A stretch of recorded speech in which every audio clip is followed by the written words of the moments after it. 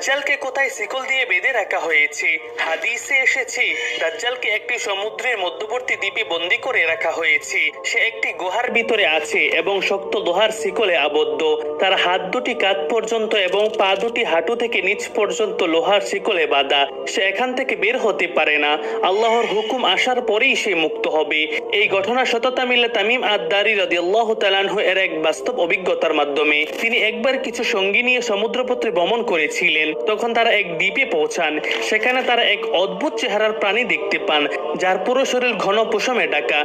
এমনকি সামনের দিক আর পেছনের দিক চেনা যাচ্ছিল না। সে বলে, আমি এই দ্বীপের পাহারাদার, ভেতরে যাও, একজন বন্দীকে দেখতে পাবে। তারা ভিতরে গেলে দেখতে পান এক বিশাল আকৃতির মানুষ, যার হাত পা শক্ত লোহার শিকলে বাঁধা। তারা জিজ্ঞাসা করে, তুমি কে? সে বলে, আমি দাজ্জাল। আমাকে এখানে আল্লাহ তাআলা শিকলে বেঁধে রেখেছেন। আমি এখান থেকে বের হতে